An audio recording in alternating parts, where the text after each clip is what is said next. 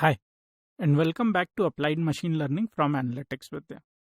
In the last video, we saw that any line can be represented by two parameters beta and b, which are slope and intercept respectively. And once we have a line, we can always calculate the errors which this line would have from the underlying data points. And the idea is to find the line which gives us the least error. So it ends up becoming an optimization problem. So let's go through an exercise where we can show you what is the error for various values of beta and b. And then the question is, how do we find the most optimum values of these two parameters? So in this video, we'll show you how to calculate errors for various lines, and then how do we find the optimum line. And for that, I'll start by importing the necessary libraries, which is matplotlib, pandas, and scikit-learn to calculate the errors. And I've created a dataset for experience and salary. So I'm just inputting that in form of lists. And then I'm converting them into a pandas data frame. So this is the data with the first 5 rows being shown over here.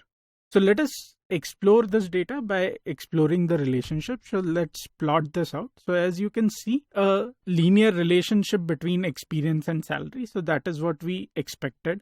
So let's now start by plotting the lines by using various values of beta and b. So to start with, let me take beta as 0.1 and b as 1.1. And what I'm going to do is create a line with these two parameters. So what I do is I take values and then apply this relationship to create each of these values.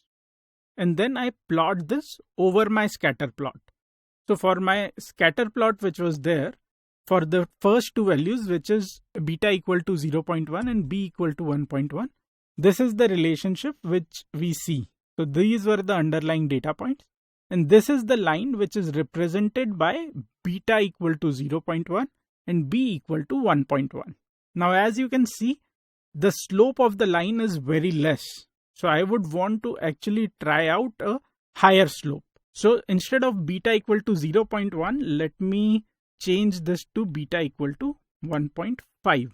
And let me rerun this cell again. So in this particular case, I see a better slope, but it is probably more than what I actually want. So the right value might be somewhere in between. So let me try 0.8 and again I try. So I see, okay, my mean squared error has come down. So it has now come to 0.3366. So we have tried 3 different lines with each of these having different mean squared error. So the first one has 2.69, the second had 6.4. and the third had 0.33. Now we can go on and try this for various values of beta.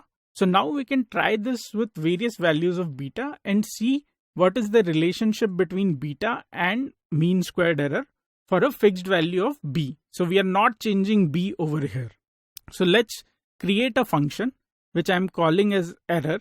And what this function does is, for a given value of beta, it is basically giving me what is the mean squared error for these data points. And b is fixed for us.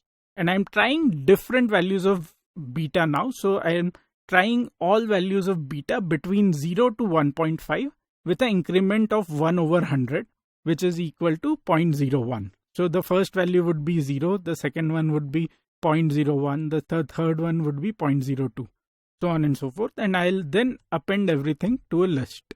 Once this is done, I'll just convert this into a data frame. So this is the data frame which I'm getting. So what it gives me is that for a value of beta which is 0, the cost or MSE which I'm getting is 3.72. Similarly, for the value of 0.04, the value I'm getting is 3.29. So let's quickly visualize this by plotting it. And this is the plot which I get. So as you can see, the value at 0 was around 3.72. So that is the starting value. My error goes down with increasing value of beta, reaches a minimum, and then it starts increasing. Right? So in this particular case, if I visualize this, so what is happening is this line starts shifting towards my points, it reaches an optimum point where my error is minimum, and then it again starts overestimating, so my error starts to increase. So now the question is, given that we know this relationship, what are the values of beta and y for which we can find out this particular location, or this particular location where my cost is minimum?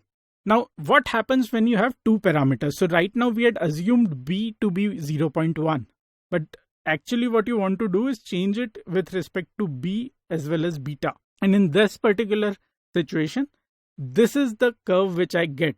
So again, this is just a 3D plot. So you have 2 dimensions, but it will again have a minimum value. And the idea would be to find this minimum value. But you cannot do this iteratively in the way I have shown here. So what we need to find is a smarter way in which we can find this minimum value.